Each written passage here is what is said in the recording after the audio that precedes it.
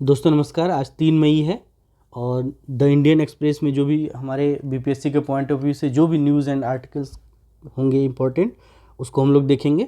और इसमें थोड़ा सा इन्नोवेशन किया है, जो भी इम्पोर्टेंट न्यूज़ हैं उन सबको एक ही जगह रखा है और इससे हम क्या पूरा न्यूज़पेपर स्क्रॉल करने से बच जाएंगे। ठीक है, तो होपफुली आप इसे पसंद करेंगे। चलिए स्टार्ट करते हैं। जो पहला न्यूज़ हम देखने जा रहे हैं वो है जॉर्जिया से, और वो इसलिए क्योंकि वहाँ की जो गवर्नमेंट है वो एक ऐसे बिल को लेकर आगे बढ़ने जा रही है जो कि वहाँ के लोगों के हिसाब से जो उसके प्रोविजंस हैं वो काफ़ी चिंताजनक है। और कहा जा रहा है कि जो भी सरकार के खिलाफ खड़ा होने की बात करेगा उस पर एक तरह से नकेल कसने की तैयारी इस लेजिस्लेशन के थ्रू हो रही है। अब इसके क्या ऐसे जो प्रोविजंस हैं, क्या हैं जो लोग इतना ज़्यादा इसके प्रति अपना विरोध जता रहे हैं, वो ये है कि एक ऐसा कानून लेकर आने वाले हैं जिसमें ये कहा जाएगा कि जो भी इंस्टीट्यूशंस, जो भी जैसे एनजीओज़ हो गए, मीडिया आउटलेट्स हो गए, वो अगर अपनी फंडिंग का 20% से ज़्यादा अगर फॉरेन सोर्स से लेते हैं तो उनको as a foreign agent register कराना होगा। ठीक है, और उसको ये कहा जाएगा कि आपका जो रजिस्ट्रेशन हुआ है वो as a agent of foreign influence, जिसको हिंदी में आप समझें कि विदेशी शक्ति के हितों को लेकर चलने वाले संगठन के रूप में उनको रजिस्टर किया जाएगा। और उसमें और प्रोविजंस ये भी हैं कि जो भी आपने एक्टिविटीज़ आप करते हैं उसका आपको सालाना जो स्टेटमेंट है वो देना होगा, और अपना एक फाइनेंशियल स्टेटमेंट भी आपको पब्लिश करना होगा कि साल भर में आप क्या क्या करते हैं और क्या क्या एक्टिविटीज़ हैं आपकी। और अगर किसी भी तरह का वायलेशन होता है इस रूल्स एंड रेगुलेशन में तो आपको लगभग $9,000 का आपको पेनाल्टी आप पे लगाई जाएगी। तो अब विरोध इसलिए हो रहा है क्योंकि जो इसके अगेंस्ट में जो लोग हैं उनका मानना है कि सरकार के खिलाफ किसी भी तरह की जो असहमति है उसको कुचलने और वेस्ट और यूरोपियन यूनियन के शामिल होने का जो जॉर्जिया का जो प्रयास है उसमें इससे दिक्कत आएगी। ठीक है, और सरकार पिछले साल भी इस तरह के लेजिस्लेशन को लेकर आगे बढ़ने की कोशिश की थी, लेकिन उस समय इतना ज़्यादा प्रोटेस्ट हुआ कि सरकार ने इसको थोड़े दिन के लिए पोस्टपोन कर दिया था। लेकिन इस बार पार्लियामेंट के थ्रू इसको इंट्रोड्यूस करना चाह रही है। और पिछले 1 महीने से जो उसकी कैपिटल सिटी है तिब्लिसी, वहाँ पे ज़बरदस्त प्रोटेस्ट हो रहा है। ठीक है, और विरोधी इसको रूसी कानून कह रहे हैं क्योंकि इस तरह का कानून रसिया में 2012 से ही लगा हुआ है। ठीक है, और उसको वहाँ उसी तरह यूज़ किया जाता है जो भी क्रेमलिन के अगेंस्ट में होते हैं, जो भी ग्रुप्स या मीडिया जो भी है उसको इस तरह से वहाँ पे परेशान किया जाता है। ठीक है, और इसी तरह के जो प्रोविजंस हैं वो और जो सोवियत देश हैं जैसे कि पूर्व में रहे हैं सोवियत के हिस्सा कजाकिस्तान और किर्गिस्तान, वहाँ भी इस तरह के लेजिस्लेशन अभी लागू हैं। ठीक है, और अगर इसमें गवर्नमेंट का पक्ष देखें तो जो वहाँ पार्टी लीड कर रही है जॉर्जियाई ड्रीम, वो ये कह रही है कि हमारा उद्देश्य केवल जो फॉरेन फंडिंग है उसको हम ट्रांसपेरेंट बनाने की कोशिश कर रहे हैं, और हम यूरोपियन यूनियन में भी रहना चाहते हैं, वेस्ट से हम अपने अच्छे रिलेशंस भी रखना चाहते हैं, लेकिन साथ ही हम मॉस्को से भी अपने संबंध अच्छे रखना चाहते हैं। ठीक है, चलिए आगे बढ़ते हैं। और अभी आपको एक न्यूज़ ध्यान में होगा, अभी यूएस इंटेलिजेंस की एक रिपोर्ट आई थी जिसमें ये कहा जा रहा था कि जो पीओके में चाइना एक ऐसी जगह पे रोड बना रहा है जो कि हमारी सोवरेनिटी के लिए एक तरह से चैलेंज है। ठीक है, तो उसकी बात करते हैं। तो जो रोड चाइना बना रही है वो ये है कि उनके जो जिनजियांग प्रोविंस है वहाँ से निकलेगी वो हाईवे नंबर G219 से होते हुए वो फिर पहाड़ों में जाकर ख़त्म हो जाएगी। और उस पूरे रोड की बात करें आप, उसका स्ट्रेटेजिक इम्पोर्टेंस समझिए कि वहाँ से केवल थोड़ी दूरी पे सियाचिन ग्लेशियर है।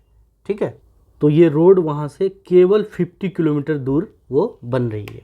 ठीक है, और सियाचिन ग्लेशियर का क्या इम्पोर्टेंस है ये तो आप बिल्कुल जानते ही होंगे, है ना। और इसी सियाचिन ग्लेशियर पे क्या है, इंदिरा कोल, और वही इंदिरा कोल जो कि हमारा माना जाता है सबसे नॉर्थ पॉइंट, जो थोड़ा डिबेटेबल है, लेकिन अगर क्लियर कहेंगे तो वो होगा कौन सा, हमारा जो नॉर्थ सबसे ज़्यादा उत्तरी बिंदु जो कहेंगे जिसे, तो वो क्या होगा, NJ9842, जो कि कहाँ पड़ता है, ये पड़ता है आपको लद्दाख।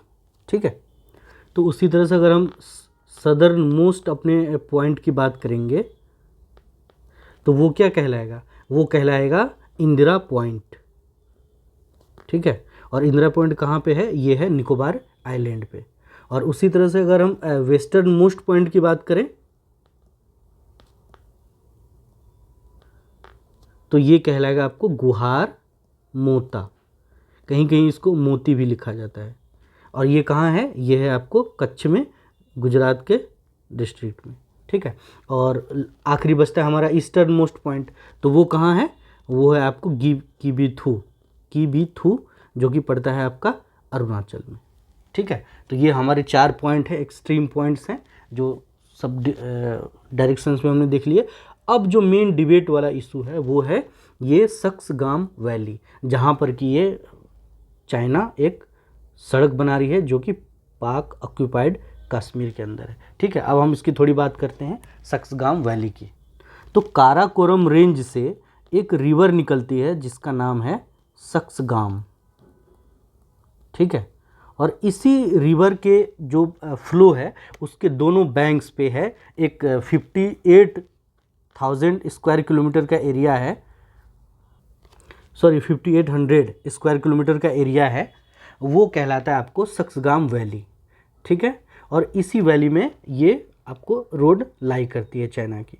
ठीक है, और इस वैली को हम ट्रांस काराकोरम ट्रैक्ट भी कहते हैं, और साउथ में ये वैली काराकोरम रेंज और नॉर्थ में कुनलुन माउंटेन रेंज से ये घिरी हुई है।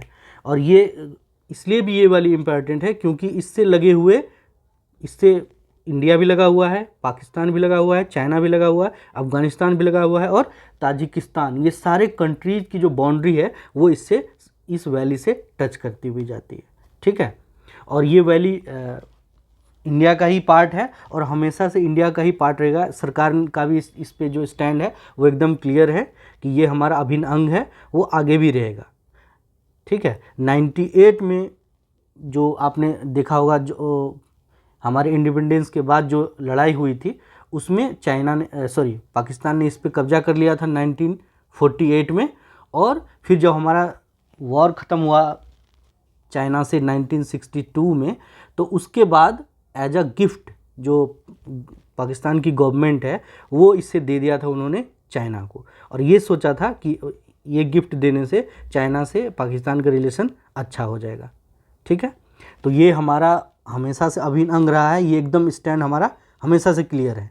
लेकिन जो अगर आज की डेट में हम इसकी सच्चाई की बात करें तो वो बहुत कड़वी है, और ये सच्चाई ये है कि केवल 45% कश्मीर जो हमारा हिस्सा है उस पर हमारा कब्जा है।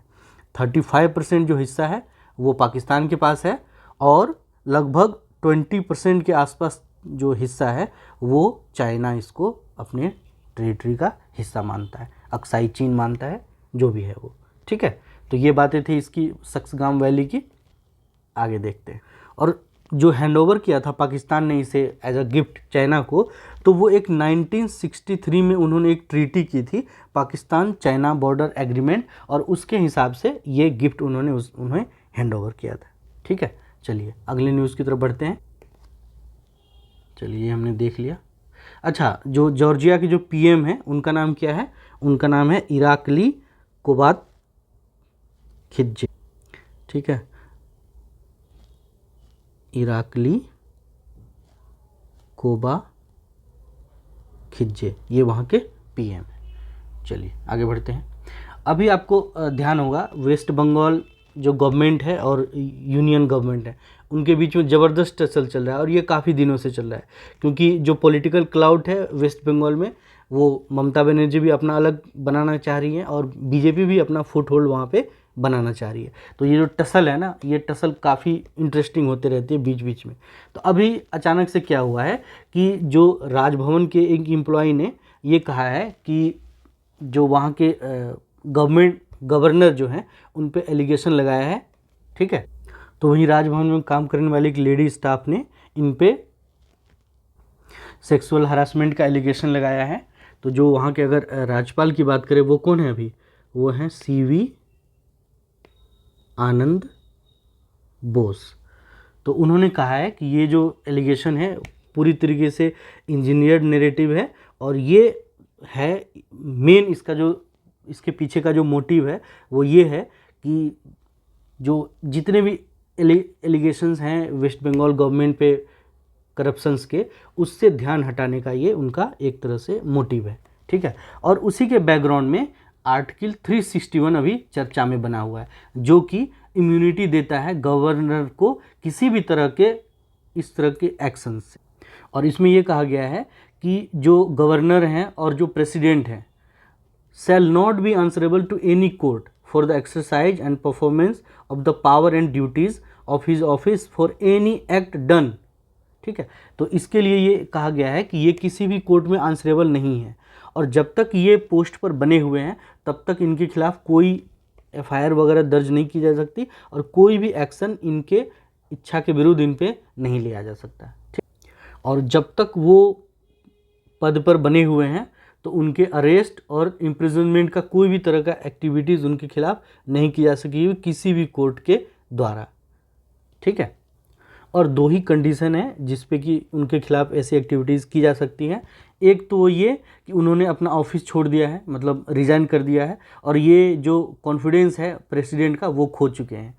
ठीक है, क्योंकि इनके बारे में कहा जाता है कि राष्ट्रपति के प्रसाद पर्यंत ही ये अपने पद पर बने रहेंगे, तो वो अगर वो राष्ट्रपति का भरोसा खो देते हैं या फिर अपने पद से हट जाते हैं तभी इनके खिलाफ एक्शन लिया जा सकेगा। ठीक है, तो 2006 में जो एक जजमेंट आया था Rameshwar Prasad versus union of India, उसमें भी ये कहा गया था कि अगर एलिगेशन उनके पर्सनल मेलाफाइड्स के बेसिस पर भी हैं तो भी किसी भी तरह की उनके खिलाफ कार्रवाई नहीं की जाएगी और उनको कंप्लीट इम्यूनिटी दी जाएगी।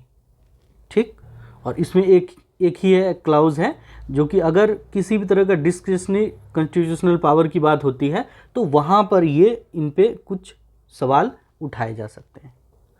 तो पहले भी ऐसे एग्जाम्पल देखे जा चुके हैं कि जब तक वो पद पर बने हैं तब तक किसी भी तरह की उन पे कोई एफआईआर दर्ज नहीं हुआ है, कोई भी क्रिमिनल एक्शन रोक कर रखा गया है, और जैसे वो पद से हटते हैं तो उन पे इस तरह के चार्जेस फ्रेम किए जाते हैं। आपको याद होगा 2017 में जो क्रिमिनल कॉन्स्पिरेसी केस था बीजेपी लीडर्स जैसे कि एल.के. आडवाणी, मुरली मनोहर जोशी, ये सब पे तो फ्रेश चार्जेस फ्रेम किए गए थे, और उसी में यूपी के चीफ मिनिस्टर थे उस समय के कल्याण सिंह, तो उन पे ये कार्रवाई रोक दी गई थी क्योंकि वो उस समय गवर्नर थे राजस्थान के।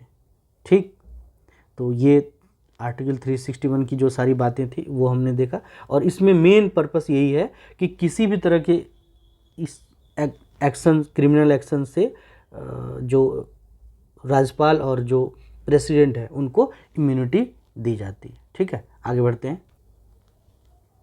चलिए, हाँ, एक ये न्यूज़ है, ये भी एक तरह से ऐतिहासिक ही कहा जाएगा, जिसमें कि पहली बार सुप्रीम कोर्ट ने अपने यहाँ 33% रिजर्वेशन की बात कही है जो बार एसोसिएशन कमिटीज़ जो होगी उसके लिए।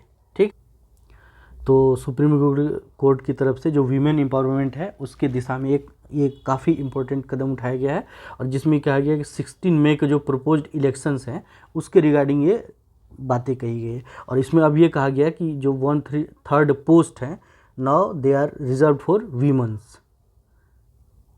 ठीक है, और इसमें ये प्रोविज़न है कि जो कार्यकारी समिति बनाई जाएगी उस कार्यकारी समिति में 9 पोस्ट होते हैं टोटल, और इसमें से 3 अब वीमेंस के लिए होंगे, और जो सीनियर यानी कि जो वरिष्ठ कार्यकारी समिति है उसमें पोस्ट होते हैं 6, और उसमें से 2 पोस्ट जो हैं वो वीमेंस के लिए होंगे रिजर्व। और SCBA supreme court bar association में जो बड़े पदाधिकारी होते हैं उनके पदों में से भी एक को वीमेन के लिए रखा जाएगा, और ये होगा रोटेशन बेसिस पे। ठीक है, और इस साल के लिए इसमें यह कहा गया है कि जो ट्रेजरर होते हैं यानी कि जो कोषाध्यक्ष होते हैं वो भी एक महिला ही होगी। ठीक है, तो इस तरह की बातें हैं जो कि वीमेन एम्पावरमेंट के जो हमारा गोल है उसके तरफ ये काफ़ी एक सिग्निफिकेंट स्टेप है। ठीक है, तो ये जो इलेक्शन का जो बैकग्राउंड है उसको अगर आप अच्छे से फील करना चाहते हैं तो एक वेब सीरीज अभी हाल में आई थी मामला लीगल है। ठीक है, उसमें जो इलेक्शंस होते हैं ये एसोसिएशन के, उसके बारे में बड़ी इंटरेस्टिंग सी स्टोरी बनाई है उन्होंने। अगर आपको टाइम है तो आप ज़रूर देखिए, आप इसको फील कर पाएंगे और अच्छे से। ठीक है, चलिए आगे बढ़ते हैं। अब आपने कि जो हमारा एग्रीकल्चर डिपार्टमेंट है, उन्होंने अगले जो नई गवर्नमेंट बनेगी उसके 100 दिनों का क्या प्रोग्राम होना चाहिए, तो उसमें उन्होंने एक यूनिट बनाने की बात कही है। सेंटर स्टेट मिला के एक बॉडी बनेगी जो कि एग्रीकल्चर के इश्यूज़ को हैंडल करेगी। ठीक, तो एक जो बॉडी बनाने की बात हो रही है वो कहलाएगी NCART।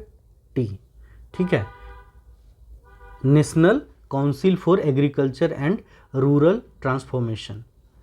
ठीक है, वो एक फेडरल बॉडी की तरह काम करेगी और जो भी एग्री सेक्टर के जो भी पॉलिसीज़ और प्रोग्राम्स हैं उनको कैसे इम्प्लीमेंट किया जाए और कैसे वे आउट होना चाहिए उसको वो फॉर्मुलेट करेगी।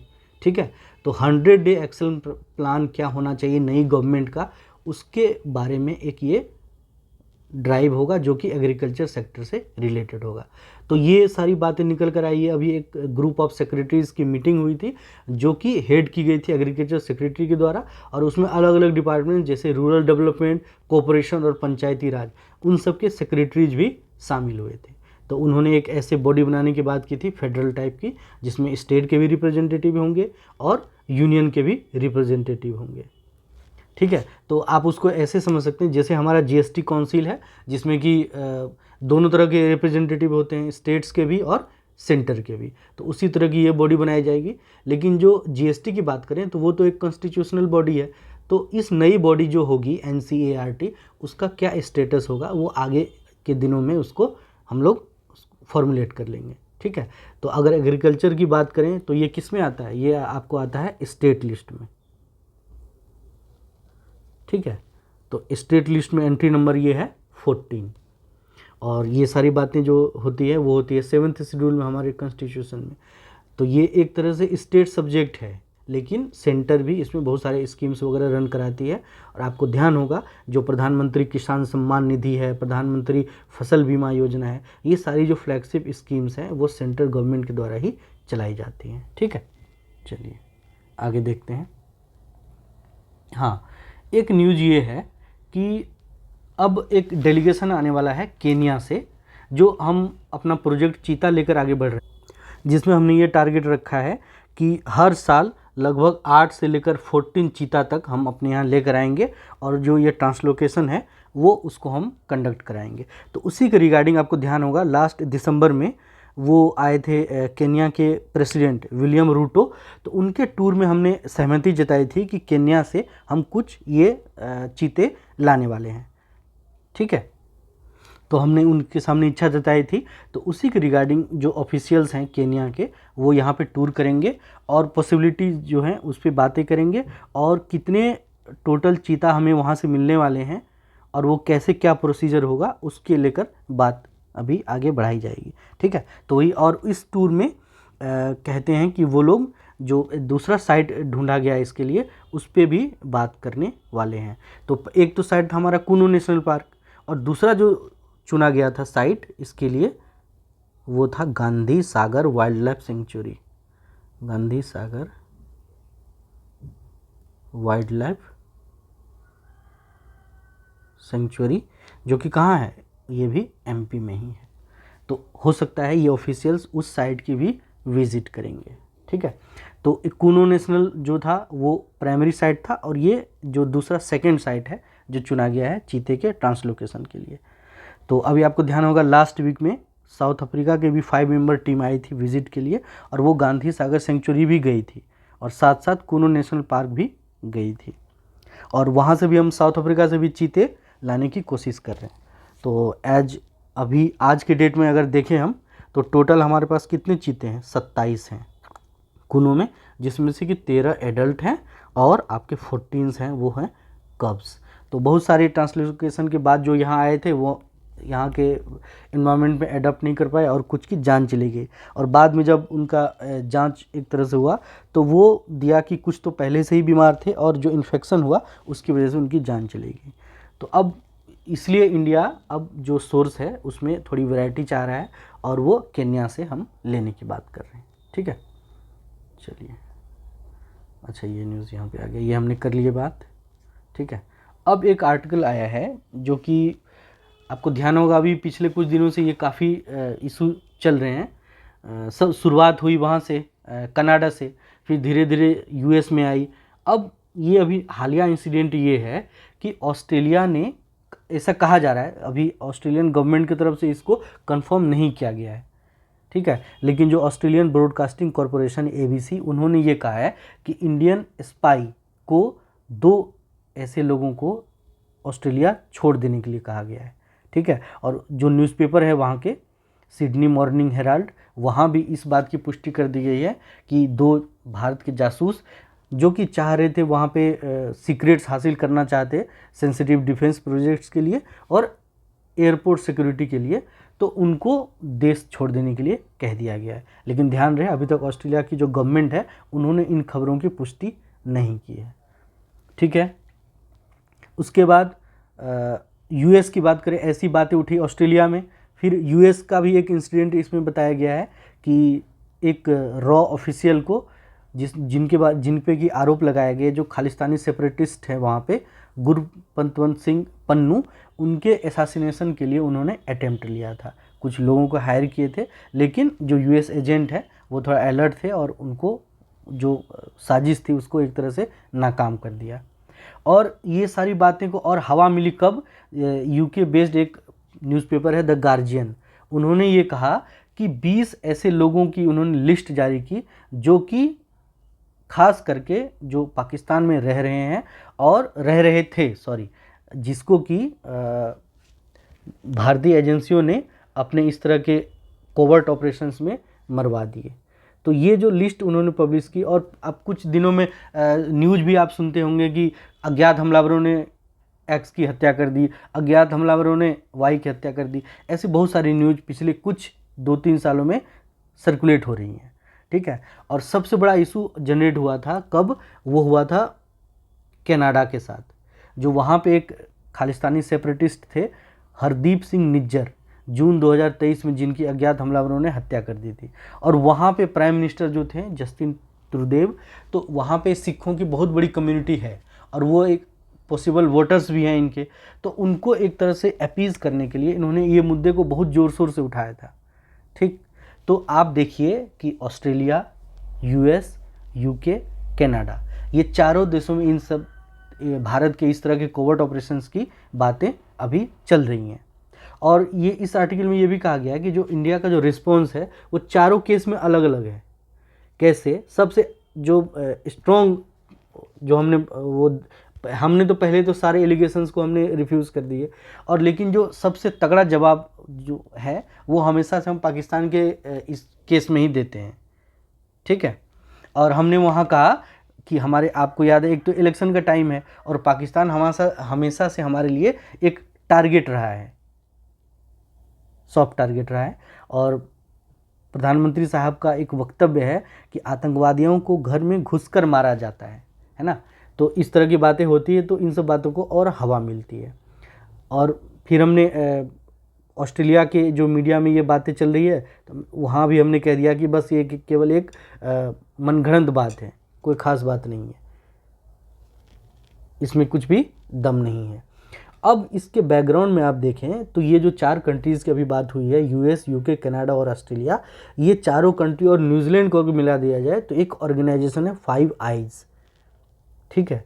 और ये जो 5 आइज़ है, इंटेलिजेंस शेयरिंग नेटवर्क है इनका, और ये एक तरह से काफ़ी मेजर ऑर्गेनाइजेशन है इस इंटेलिजेंस के पॉइंट ऑफ व्यू से। अगर आप देखेंगे तो ऐसे ऑपरेशंस सारे मतलब चाहे वो जासूसी के हों या जो अपने देश के खिलाफ जो एलिमेंट होते हैं उनको इस तरह से वीड आउट करने वाले जो ऑपरेशंस है वो ऑलमोस्ट हर कंट्रीज़ करती है। तो यही है, किसी का ओपन हो जाता है, कोई पता नहीं चल पाता कोई चीज़। लेकिन भारत का जो ये मुहिम है, इसको एक तरह से ये 5 आइज़ ऑर्गेनाइजेशन की जो भी मेंबर्स हैं उनके तरफ से एक पुशबैक दिया गया है। और ख़ास करके पन्नू वाला जो असैसिनेशन प्लॉट था, उसमें कहा जा रहा है कि अमेरिकन्स ने एक लक्ष्मण रेखा खींच दी है नई दिल्ली के लिए, है ना। और इस आर्टिकल में ये भी एक बात कही गई है अर्थशास्त्र डिप्लोमेसी के बारे में। इसमें ये कहा गया है कि आज के डेट में जो मस्कुलर फॉरेन पॉलिसी डॉक्ट्राइन है जो इंडिया की, जिसको कि मोदी और जयशंकर ने एकदम बहुत ठंडे दिमाग से बैठ के इसको डिज़ाइन किया गया है, और उसमें आज के डेट में जो एस्पियोनेज है और जो ओवरसीज ऑपरेशंस हैं वो अब कोई मुश्किल बात नहीं रही है, मतलब कोई अनटचेबल इशू नहीं रहा है ये। अब ये करते भी हैं और किसी भी तरह से उसको मान भी लेते हैं, है ना। तो इसके थ्रू ये भी बात रखी गई है कि जो हमारा नेशनल इंटरेस्ट है वो हमारे लिए सबसे ज़्यादा अटमोस्ट प्रायोरिटी रखता है, और उसके लिए हमें जो भी कदम उठाने होंगे हम उठाएंगे।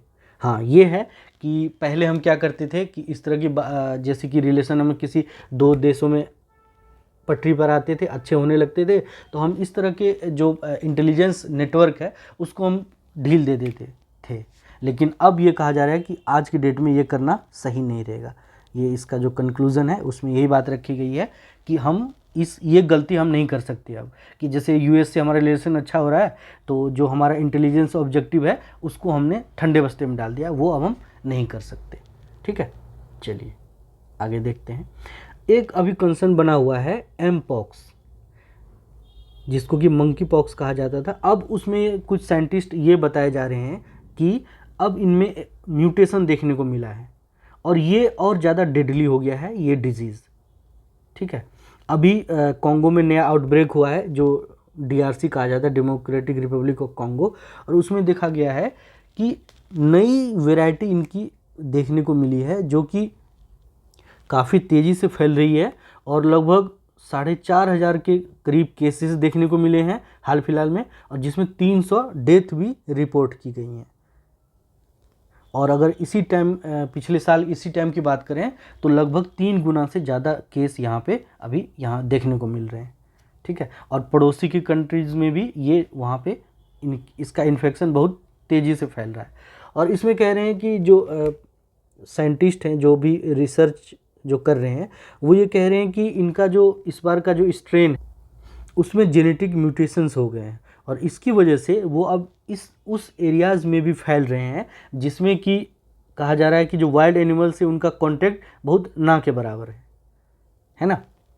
और जो पहले लीजन्स होते थे, ये आप स्पॉट्स देख रहे हैं, ये जनरली बहुत सीवियर होते थे और पहले चेस्ट पे, हैंड्स पे और फीट पे देखे जाते थे, तो इजीली वो डिजीज़ डायग्नोज हो जा रहा था। लेकिन जो नई वैरायटी जो कह रहे हैं साइंटिस्ट, वो ये कह रहे हैं कि उनके लीजन्स जो हैं वो जनरली माइल्डर होते हैं और जेनेटल्स पे होते हैं, प्राइवेट पार्ट्स पे होते हैं, तो इनका इन्फेक्शन डिटेक्ट करने में अब थोड़ा सा दिक्कत हो रही है। ठीक है, और बहुत ज़्यादा सीवियर सिम्टम्स नहीं देखे जा रहे हैं। तो सीवियर सिम्टम्स नहीं है तो इसका मतलब जो डेथ रेट है वो भी काफ़ी लोअर है ना। तो इसकी वजह से ये जल्दी डिटेक्ट नहीं हो पा रहा है और इन्फेक्शन लोगों को पता नहीं होता, और इसी वजह से इन्फेक्शन बहुत ज़्यादा फैलता जा रहा है बहुत तेज़ी से, और सेक्सुअल कॉन्टैक्ट से ही ये डिजीज़ फैल रहा है। तो WHO की तरफ से अब कहा जा रहा है कि अब नई टेस्टिंग स्ट्रेटजी बनानी पड़ेगी इसको चेकआउट करने के लिए, और जो म्यूटेशंस हो रहे हैं उनको भी एग्जामिन करने की ज़रूरत है, और इन्फेक्शन को कैसे मिनिमाइज़ किया जाए उसके लिए लार्ज स्केल पे टेस्टिंग होगी। और दुखद बात यह है कि किसी भी तरह की वैक्सीनेशन और ट्रीटमेंट की फैसिलिटी कॉन्गो में अवेलेबल ही नहीं है, और वहाँ के जो मिनिस्टर हैं, जो मिनिस्टर ऑफ हेल्थ हैं, उन्होंने बहुत सारी अपीलें जारी की हैं, और ये कहा गया है कि खास करके कंट्री जापान से कि आप हमें इसके वैक्सीन्स को ख़रीदने में हेल्प करिए। और WHO की तरफ से कहा गया है कि इस दिशा में अभी तक कुछ भी ठोस पहल नहीं की जा रही है। ठीक है, आगे देखते हैं। एक न्यूज़ अभी आपने देखा होगा कि जो MP हैं प्रज्वल रेवन्ना, उनके ऊपर जो सेक्सुअल ऑफेंसेस के, सेक्सुअल अब्यूज़ के जो केसेस लगे, और जैसे केस एडवांस होते वो चले गए देश से बाहर, है ना। तो उसके बारे में जो डिप्लोमेटिक पासपोर्ट की अभी बातें चल रही है न्यूज़ में कि कैसे होता है, क्या होता है, वो थोड़ा बहुत हम उसको समझने की कोशिश करेंगे। ठीक है, ये बताया गया कि जो नॉर्मल पासपोर्ट्स होते हैं वो ब्लू कलर के होते हैं, मतलब कवर उसका ब्लू होता है, और वो 10 साल के लिए वैलिड होते हैं एडल्ट्स के केस में। लेकिन जो डिप्लोमेटिक पासपोर्ट्स होते हैं उनका कवर होता है मरून, है ना, और वो 5 साल के लिए वैलिड होते हैं या उससे कम के लिए भी। और चूँकि डिप्लोमेटिक पासपोर्ट्स जो हैं वो थोड़ा उसका स्टैंडर्ड थोड़ा हाई होता है, और उनको बहुत सारे प्रिविलेजेस और इम्यूनिटीज़ मिलती है इंटरनेशनल लॉ के रिगार्डिंग, है ना, जिसमें कि इम्यूनिटी में अब क्या क्या इंक्लूड हो जाता है, अरेस्ट नहीं हो सकते वो, डिटेंशन और अलग लीगल प्रोसीडिंग्स के लिए जिस देश में वो गए हैं वहाँ पे उनसे उनको थोड़ी छूट मिल जाती है। और कह रहे हैं कि जो एमएई की तरफ से कहा गया कि जो डिप्लोमेटिक पासपोर्ट्स है जिसको टाइप डी पासपोर्ट कहते हैं वो 5 कैटेगरी के लोगों को जारी किया जाता है। एक तो जिनके पास डिप्लोमेटिक स्टेटस है, ठीक, जो गवर्नमेंट के जो अपॉइंटेड इंडिविजुअल्स हैं जब वो विदेश जाते हैं ऑफिशियल बिजनेस के लिए, या फिर जो ऑफिसर्स जो हैं वो ब्रांच ए और बी में, गवर्नमेंट के ब्रांच ए और बी में काम करते हैं, आईएफएस होते हैं जो इंडियन फॉरेन सर्विस में, या फिर जो जॉइंट सेक्रेटरी के रैंक के या उससे एबव के रैंक के होते हैं, और या रिलेटिव और ये इमीडिएट फैमिली होती है जो ऑफिसर्स एम्प्लॉयड होते हैं आईएफएस और एमईए में। और इसके साथ सेलेक्टेड इंडिविजुअल्स जो कि ऑथराइज्ड किए जाते हैं गवर्नमेंट की तरफ से ऑफिशियल विजिट के लिए, ऑफिशियल ट्रैवल के लिए, उनको ये डिप्लोमेटिक पासपोर्ट इशू किया जाता है, ठीक। और जो इनकी वैलिडिटी होती है वो तब तक होती है कि जब तक वो एमपी रहते हैं।